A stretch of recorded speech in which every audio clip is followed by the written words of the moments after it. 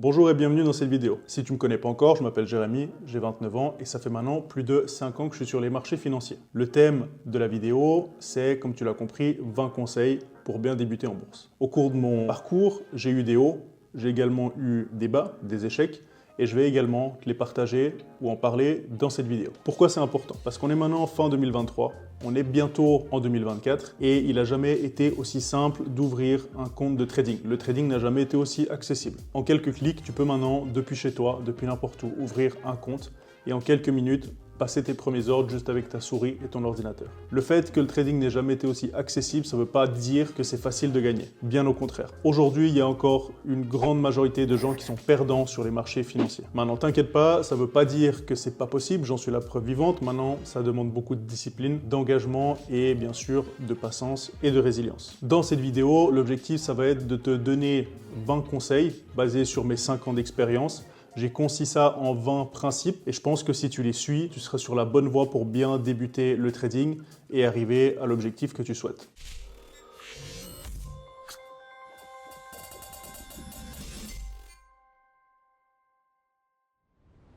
Le premier principe, c'est assez basique, mais c'est tout simplement l'éducation et la formation. Aujourd'hui, à la différence de quand moi j'ai commencé il y a 5 ans, on a énormément de contenu. Si on prend l'exemple de YouTube, on a des centaines de milliers de vidéos de trading sur toutes les méthodes, sur l'analyse fondamentale, sur tout ce que tu veux, carnet d'ordre et j'en passe. Si tu prends par exemple ma chaîne, juste en regardant toutes les vidéos, tu auras déjà une bonne base et une vision globale du trading. Donc ça, c'est le côté positif aujourd'hui.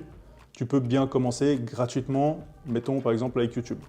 Le désavantage, c'est qu'il y a tellement de choses justement que tu risques de t'éparpiller, d'aller un peu à gauche, un peu à droite, puis au final, tu te retrouves avec quelque chose de bancal, tu as des conseils qui se contredisent, et puis au final, tu sais plus trop où t'en es. Donc la solution, c'est de prendre une vraie formation. Alors c'est payant, je sais, ça va pas faire plaisir, il y en a qui n'aiment pas ça. Je pense qu'il faut essayer de voir ça comme un investissement et non comme un coût. Le principe de la formation, c'est de te faire gagner du temps, c'est d'être guidé, et puis d'avoir des informations un peu plus poussées que ce qu'on peut voir sur YouTube. YouTube, c'est très bien, mais en règle générale, c'est quand même des informations de base. Tout le monde dit à peu près la même chose. Si tu veux de la vraie info poussée, c'est dans des formations qui sont payantes. Alors je sais, malheureusement, aujourd'hui, il n'y a pas que des bonnes formations. Il y a des gens qui ne sont pas traders et qui font des formations de trading. Aujourd'hui, n'importe qui peut faire un copier-coller d'une formation de trading. Maintenant, c'est le jeu, j'ai envie de te dire. Il y en a qui sont honnêtes, il y en a qui le sont moins.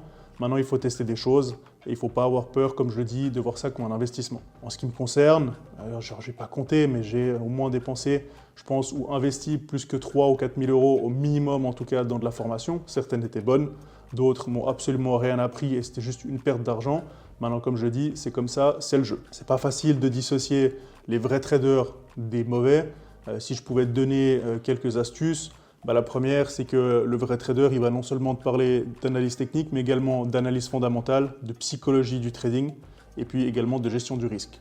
Donc si tu n'as pas ça, c'est déjà pas très bon signe. Deuxièmement, on connaît aujourd'hui, on parle beaucoup des vendeurs de rêves, etc.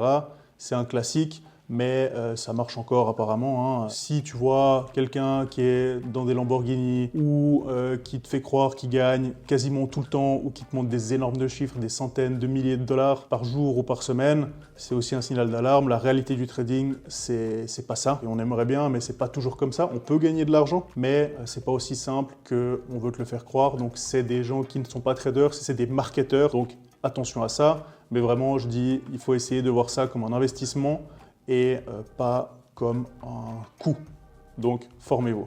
Le deuxième principe que je peux te donner, c'est de commencer petit. Quand on se lance en trading, on a tout de suite envie, et c'est normal, d'ouvrir une plateforme et puis de trader, sans forcément avoir de notion de money management, de gestion de risque, sans savoir comment prendre une bonne taille de position, comment calculer une position, puis on se retrouve vite avec des tailles de position trop grandes et puis on perd. Ce que je te conseille, c'est de commencer avec un capital qui est petit, que tu peux te permettre de perdre, on le dit souvent, mais c'est vrai, que tu peux te permettre de perdre. Alors bien évidemment, c'est jamais drôle de perdre, peu importe la taille de la somme, que ce soit une petite ou une grosse somme. Ce qu'il faut comprendre, c'est que tu vas faire des erreurs, tu vas perdre des trades, tu vas te tromper dans des tailles de position, c'est comme ça. C'est un passage obligé, c'est comme ça au début, tout le monde fait des erreurs. Attends-toi à perdre des trades, tu vas peut-être aussi en gagner, mais au début, vraiment, pour réduire cet impact émotionnel, commence petit avec un petit capital. Je sais qu'on a envie que ça aille vite, surtout aujourd'hui avec les prop firms, mais ce que je te conseille, c'est d'aller tranquille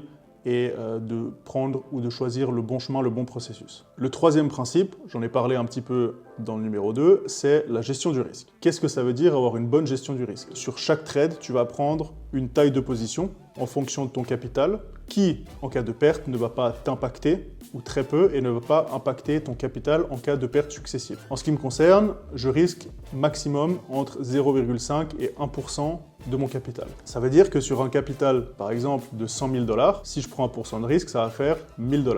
Donc si je perds, je vais perdre 1 000 $. En faisant ça, il faut que je perde 100 fois de suite pour cramer mon compte. Perdre 100 fois de suite, même en le faisant exprès, c'est quand même relativement compliqué. Faire ça, ça permet de tenir sur le long terme et même parce qu'il y a des séries de pertes qui vont arriver, que tu le veuilles ou non, tu vas avoir des fois où tu perdras 2, 3, 4 trades de suite, où tu feras un BE entre deux, mais tu n'arriveras pas à gagner 3, 4 fois de suite. Une bonne gestion de risque, c'est ce qui va te permettre de tenir, de tenir et puis de pouvoir continuer à trader jusqu'à ce que les gains reviennent. Alors je sais, quand tu as un petit capital, c'est pas très intéressant. Encore une fois, on veut toujours gagner rapidement quand on commence, mais il ne faut pas voir ça comme ça. Au début, il faut se concentrer sur la gestion du risque.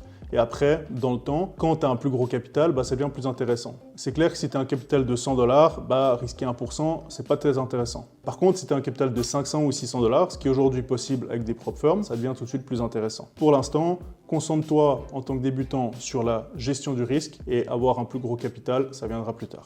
Le conseil numéro 4, ça va être de créer un plan de trading.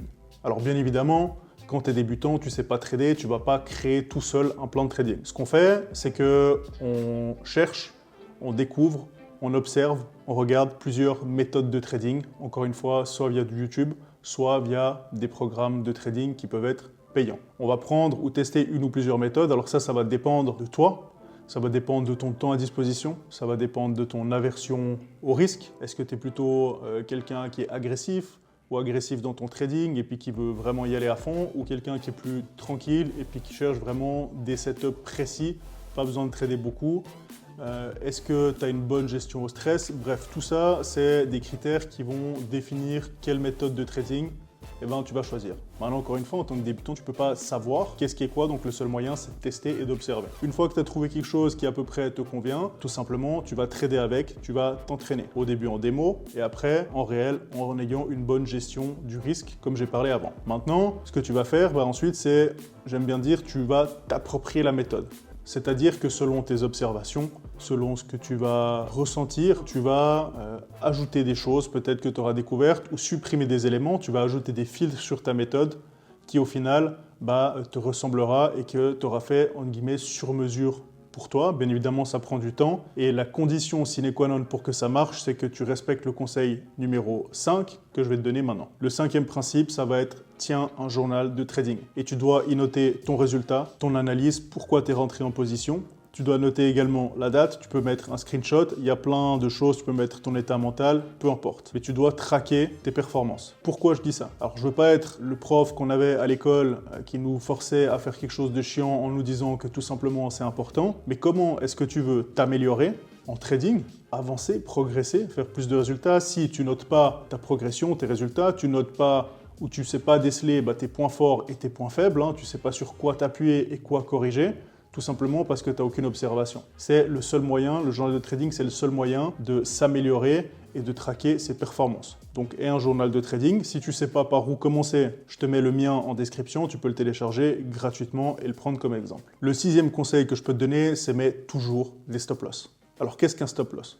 Un stop loss, c'est un ordre sur ta plateforme de trading qui, s'il venait à être touché, te fait sortir de position, donc en perte. C'est en quelque sorte ton bouclier. Alors je sais, il y a quelques personnes qui vont dire ça sert à rien, blablabla. Je sais qu'il y a même des stratégies qui n'utilisent pas stop loss. Moi, ce que je te dis, croisant mon expérience, si tu n'as pas de stop loss, tu vas avoir de gros problèmes sur les marchés financiers. Je peux te donner un exemple tout simple. Il y a de ça quelques années, au début je mettais des stop loss, puis ensuite j'ai commencé à mettre des stop loss, on va dire visuels, c'est-à-dire j'avais pas d'ordre, mais dès que ça touchait un certain niveau, je sortais en position. Sauf qu'une fois, ça a touché ce niveau, et puis pour X ou Y raison, je suis pas sorti de position.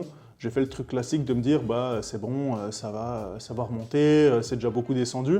Sauf que c'est pas remonté. Ça a fait que descendre encore et encore et encore jusqu'au moment où j'ai eu une perte de 1 000 $, ce qui à l'époque représentait quasiment 10% de mon capital. Donc crois-moi que ça m'a fait mal et ça m'a traumatisé pendant un petit moment. Donc si je peux te donner un conseil, mets toujours des stop-loss, peu importe ce que tu peux entendre sur les réseaux sociaux. Numéro 7, évite les effets de levier trop importants. Sur certaines plateformes, tu vas pouvoir, même avec un petit capital, avoir des gros effets de levier, ce qui veut dire que tu vas pouvoir prendre des tailles de position plus conséquentes et donc potentiellement gagner beaucoup plus, même avec un petit capital. Maintenant, ça va aussi dans l'autre sens. Ça veut dire que si tu perds, tu perdras beaucoup plus. Tu peux cramer ton compte en un seul trade. Souvent, les gens impatients ont tendance à utiliser ça au début jusqu'à ce qu'ils se rendent compte qu'au final, c'est plus dangereux qu'autre chose. Encore une fois, ce que je t'invite à faire, c'est avoir une bonne gestion du risque. Si tu veux en savoir plus sur la gestion du risque, j'ai fait une vidéo gratuite sur YouTube à ce sujet, je te la mets en description. 8e principe,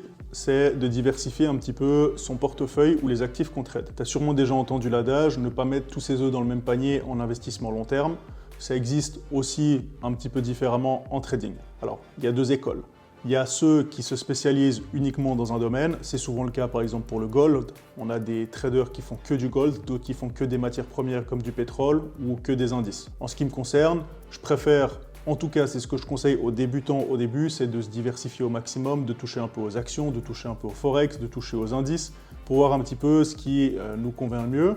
Et puis, ça permet aussi, en tant que débutant, quand on n'a pas encore forcément de notion de psychologie du trading, qu'on a encore cet effet d'euphorie et d'impatience, ça nous permet d'avoir plus d'actifs et puis forcément plus d'opportunités. Le problème, quand on trade un seul actif et qu'on n'a pas d'expérience, encore une fois, je dis avec le temps, si tu veux te spécialiser sur un seul actif, comme par exemple le gold, aucun souci. Mais au début, si tu trades un seul actif, ce qui va se passer, c'est que tu ne vas pas avoir la patience d'attendre un setup, tu ne vas pas encore être au clair et puis tu vas prendre des trucs qui ne doivent pas être pris et puis prendre des mauvaises positions qui ne seront pas dans ton plan de trading. Donc au début, ce que je te conseille, c'est de diversifier tes positions et puis en ce qui concerne le forex, évite d'avoir trop de trades en même temps sur une seule paire de devises, évite par exemple d'avoir 4 positions en cours qui contiennent du dollar. 9e principe, analyse les marchés toi-même. Regarde les news économiques, fais ton analyse fondamentale, regarde les graphiques, fais ton plan selon ta méthode de trading. Ne suis pas aveuglément quelqu'un. Ça peut être tentant, je sais qu'il y a plein de services de signaux de trading, on va prendre cet exemple. Ne suis pas un signal de trading bêtement sans comprendre pourquoi ce signal a été envoyé. Tu vas juste rien apprendre. Quand tu analyses un trade, une perte, si ce n'est pas ta décision, ça ne sert absolument à rien. Alors certes, c'est un peu plus long de prendre tes décisions, tu vas faire également des erreurs, tu vas avoir des pertes, mais avec une bonne gestion du risque, encore une fois, tu arriveras à passer à travers ces cycles et crois-moi, tu en apprendras bien plus et ce sera bien plus solide, tu auras des connaissances de trading qui seront bien meilleures. Numéro 10, très important, essaye de garder tes émotions neutres. La psychologie en trading, ça représente 80% du trading. C'est aussi même bien plus important que la méthode, la gestion du risque et tout ce que tu veux. On revient un peu avant aux pseudo-traders, marketeurs qui ne sont pas très honnêtes. Eux, typiquement, ils vont pas, ou en tout cas très peu, te parler d'émotions. Ils vont te donner quelques trucs de base, mais ils vont jamais aller en profondeur. Or, si tu ne sais pas gérer tes émotions, tu vas avoir des choses comme l'impatience, la frustration, le FOMO, c'est tous des trucs qui vont entrer en jeu et qui au final vont te faire prendre des mauvaises décisions et perdre des trades et potentiellement cramer ton compte ou rater des challenges. Si tu veux faire mieux que 95% des traders, j'ai fait un programme qui s'appelle Émotions sous contrôle qui parle uniquement de psychologie du trading qui dure quasiment 3 heures et là tu as vraiment toutes les clés pour casser les barrières psychologiques. Donc gère tes émotions et crois-moi, tu feras mieux que la majorité des gens. Principe numéro 11, soyez patient et discipliné. Le succès en trading, ça ne se fait pas du jour au lendemain. Ça demande de la patience, de la discipline, de la résilience et encore bien d'autres choses pour arriver au but souhaité. Tu as peut-être déjà entendu l'adage, le trading c'est un marathon, pas un sprint. C'est totalement vrai. Il y a des gens qui veulent te faire croire que le trading c'est une discipline facile. Bien au contraire, je pense que c'est une des plus compliquées et des plus demandantes. Rends-toi compte que tu es face à des centaines de milliers, voire des millions de personnes chaque jour sur les marchés. Tu es face à des géants de Wall Street qui ont des outils à la pointe, qui ont des connaissances extrêmement poussées et bien plus de possibilités que toi. Crois pas que tu vas réussir à prendre des parts de marché ou des petites miettes de ces gens-là juste en quelques jours ou quelques semaines. Ce que tu peux faire, par contre, c'est rester conscient de ce que tu as à faire, discipliné, patient et de t'entourer des bonnes personnes sur le long terme. Numéro 12. savoir quand ne pas trader. Ça peut paraître bête, être dit comme ça, mais ne pas prendre position, ne pas trader quand le marché n'offre rien, être capable de faire ça, c'est aussi important que de trader. Souviens-toi bien de ça, ça va te sauver de nombreuses fois. 13e conseil, reste toujours à jour et continue de te former. Le marché, il évolue constamment et tu te dois de continuer à apprendre et à t'informer sur ce qui se passe. Si tu considères que tu as tout appris et que tu n'as plus besoin de te former, c'est que tu te trompes. Tous les jours, il y a des nouvelles personnes sur les marchés financiers. Il y a des nouveaux intervenants, il y a des nouveaux outils, il y a des nouvelles techniques qui apparaissent. Ça évolue constamment. Donc si tu ne te tiens pas à jour, tu vas être très vite largué. Numéro 14, comprendre l'importance du timing. En trading, tout est une question de précision et de timing. Non seulement il faut savoir entrer au bon moment, ce qui est très important, mais surtout il faut savoir couper et sortir sa position quand il faut. En perte, tu as ton stop loss, et en gain, il faut savoir prendre ses gains à un moment donné. Si tu ne prends pas tes gains, ça peut créer beaucoup de frustration. Si tu en veux trop, souvent, trop vouloir gagner, ça mène souvent à son contraire, à la perte. Donc apprends non seulement à entrer au bon moment, mais également à couper ta position quand il le faut. 15e conseil, attention à ce que tu vois sur Internet.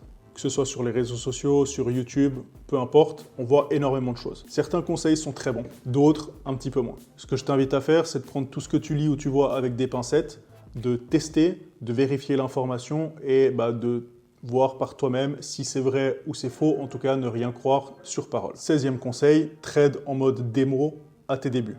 Je sais que c'est chiant, je sais qu'on a envie de trader du vrai argent, mais je me répète, quand tu apprends une stratégie, même que ce soit sur YouTube ou que ce soit un programme que tu as acheté, teste ce qu'on t'enseigne en démo parce que ça va tout simplement te permettre de voir si ça te convient.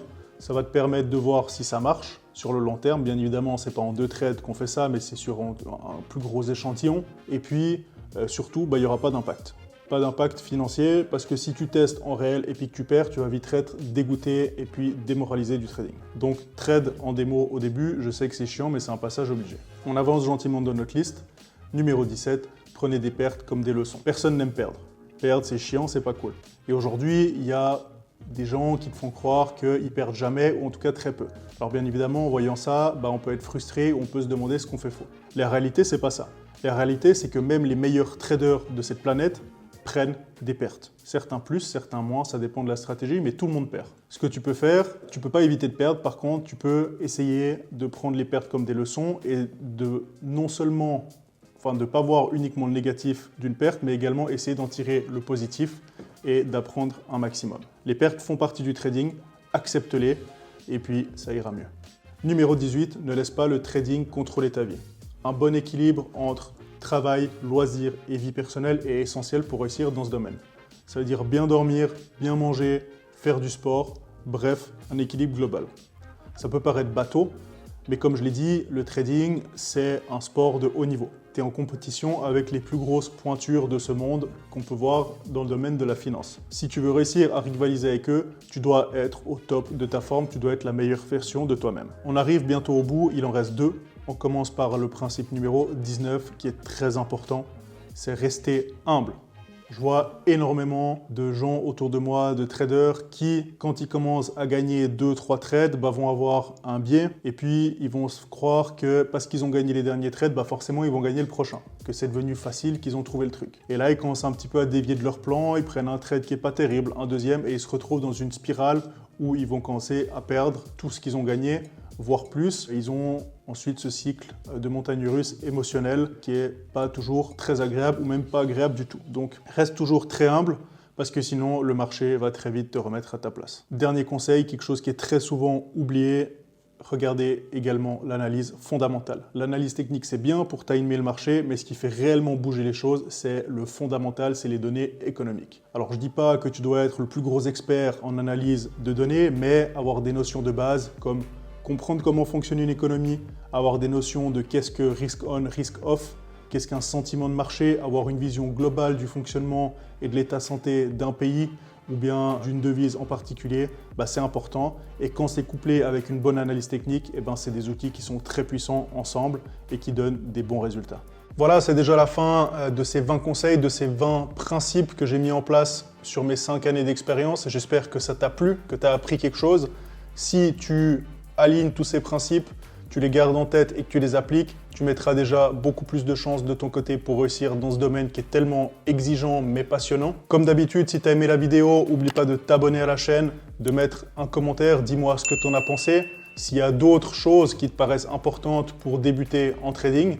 Et puis, n'oublie pas de mettre un petit like, tu sais que c'est le meilleur moyen de me soutenir. Si tu veux te former en trading, que tu es débutant ou bien que tu es intermédiaire et que tu veux progresser en psychologie, j'ai sorti mon dernier programme Émotions sous contrôle récemment. Tu auras tous les liens en description. Sur ce, je te remercie d'avoir regardé la vidéo et je te dis à la semaine prochaine. Ciao!